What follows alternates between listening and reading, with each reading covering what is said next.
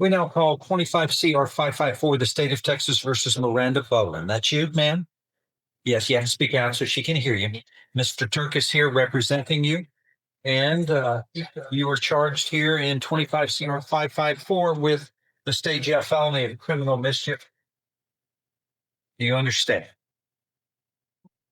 You have to speak yes or no, so everybody can hear you. First of all,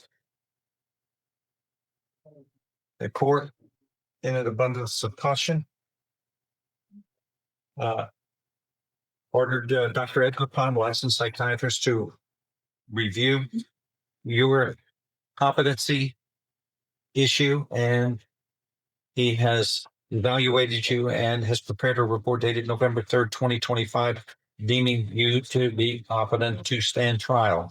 Have the parties had an opportunity to review this? Right here is our first major turning point. The judge confirms Miranda has already been evaluated by a psychiatrist and deemed competent to stand trial. That's important.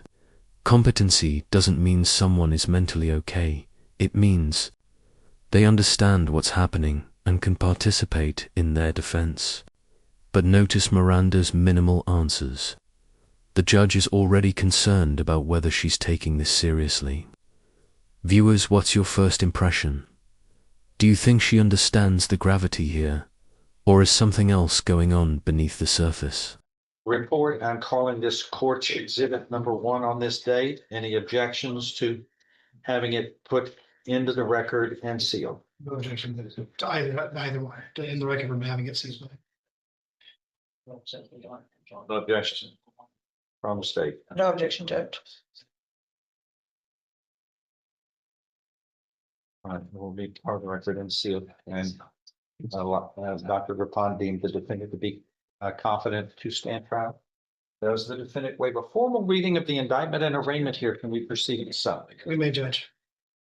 In summary, ma'am, this indictment alleges that on or about April 7th, 2025 in Jefferson County, Texas, you committed the state jail felony of criminal mischief by throwing a brick at North End Baptist Church that I guess damaged a window. Was it a stained glass window too? It was, one could call it a stained glass window. It had some of those shards of glass in it and a lot of people. Okay. Sure. It, according to report, it cost approximately $3,000 to $4,000 to replace that window. Do you understand what you're charged with here? You have to speak out. Yeah. Okay. If convicted, you face confinement in a state jail for any term of not less than 180 days, up to 2 years in the state jail. In addition, a fine may be assessed not to exceed $10,000. Do you understand? Yes? Yes. An agreement's been reached in your case where you would be placed on deferred or unadjudicated probation, which can be up to 5 years in length. And there would be terms and conditions of probation, which are normal and customary for this type of offense. Is that your understanding? Yeah. If I follow this agreement, you have no right of appeal of your case. Do you understand? How do you plead to this, guilty or not guilty? Are you pleading guilty voluntarily, that is on your own free will and because you are guilty? Having a good time up here? I'm showing you what's marked as State's Exhibit 1. Did you sign that document voluntarily? Understand it, discuss it with your attorney, or the contents all true and correct? Yes. State's Exhibit 1 is tendered into evidence. Without objection, it's admitted. No objection. Maybe I need to read this report a little more thoroughly. Normally, people will come up here and enjoy themselves, Miranda. I mean, this is serious. You're looking at up to 2 years in the state jail, and a church has been damaged by your actions. I'm sure you regret this. Is that yes, or do you not care, really?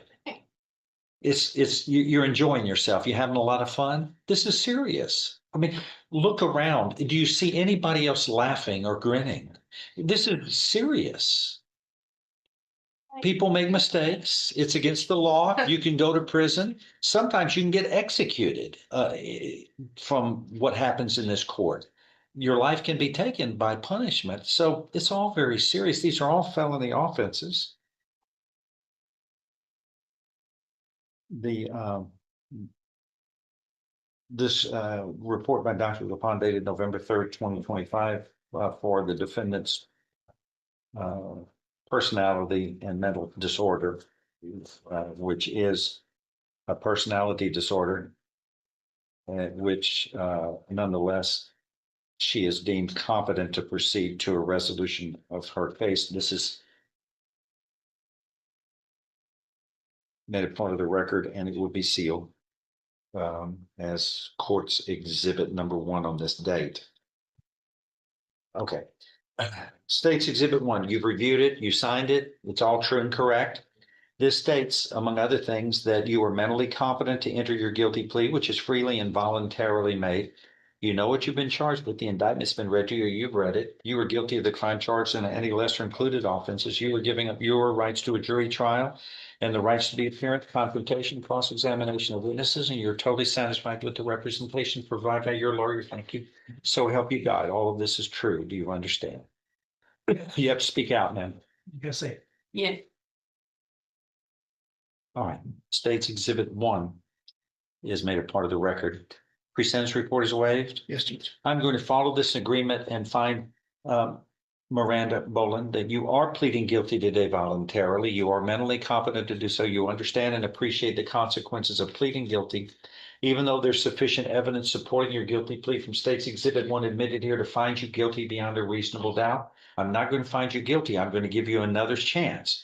Make the most of it. You will be placed on deferred or unadjudicated probation for 5 years. There will be terms and conditions of probation, which are normal and customary for this type of offense. Most importantly, we're going to help you with your personality disorder. You will be assessed for special needs mental health caseload, and it will be submitted to a mental health evaluation. Here we see the judge making a very intentional pivot. Instead of treating this as a punitive case, he frames it as an opportunity for rehabilitation. A 5-year deferred probation is no small deal. It essentially means do everything right, and this felony disappears. But the key is the mental health angle. The judge emphasizes her personality disorder, the need for evaluation, and special case probation oversight. That's actually a progressive approach for a felony case. What do you think? Is this compassionate, the system giving her one last safety net before harsher consequences kick in? As directed by the court and the probation office, you will remain off the premises of this North End Baptist Church at 5115 East Tex. Restitution is deemed to be in an amount, according to the probable cause affidavit, of $3,000 to $4,000, and the court is going to set that as your restitution. I'm going to ask the probation office to confirm that so we'll know exactly. But I want you, this is how you fix things. When you damage property, you pay it back. You fix it and pay it back. And that's going to be required of you as a condition of probation. It is to be determined, though, verifications, but it is, how did I miss that? I think it just got doubled up on you. Again, it's states, according to probable cause affidavit, $3,000 to $4,000, but we're going to get a verification on that to make sure that it's correct. Judge, Where are you going to live? Where do you live? Well, you're going to be released. It says you're a transient. Where are you going to live? Do you know? Where's your family at? You don't know where they are anymore? God bless you. Where did you grow up? What city did you grow up at? Where did you grow up when you were little? Where did you live? Ma'am? No, I'm asking you, where did you grow up? What city did you grow up in? I'm asking you that. What? In Vidor? Oh, okay. Okay. Well, that's not far from here. Are you going to go back to live in Vidor, do you think? You think so? Do you still have family invite her? They- Have you talked to her about this? She's in trouble. Do you have family invite her still living there? Okay. Is it your parents? Yes. Okay. Do you plan to live with them? No. No. Okay. Brothers and sisters, maybe? Okay, but you have a plan. Yes. These questions tell you everything about how probation works beyond the courtroom. Housing, stability, employment, these aren't personal curiosities. Probation officers need defendants to have structure, accountability, and a stable environment to prevent reoffending. Miranda's vague, hesitant answers are worrying because probation requires consistency. The judge is practically pleading for clarity, trying to determine whether she can realistically succeed on a 5-year plan. If she can't maintain housing, communication, or basic direction, probation becomes incredibly difficult. It's a rare moment where we see a judge acting almost like a social worker, trying to piece together her life story. Okay, work it out with the probation office. Okay, the probation officer is going to go over this with you. Is there anything that you need me to clarify about what happened today? Do well on probation, and then I can dismiss it.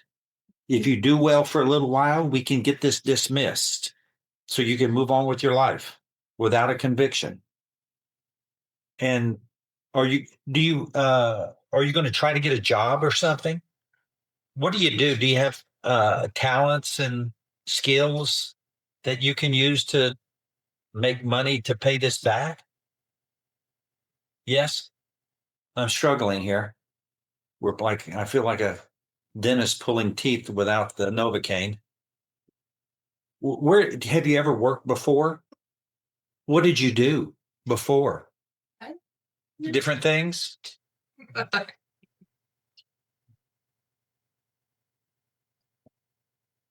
God bless her. Brent, figured out anything after talking to her? Where does she work or anything? You same roadblock I'm facing? All right. Okay. Do you understand what's happened today? Fix this, do well, so we can dismiss this by good behavior, okay? All right. We don't want you to go to prison. All right. Thank you. Please see the probation officer. Thank you. All right. We're in recess.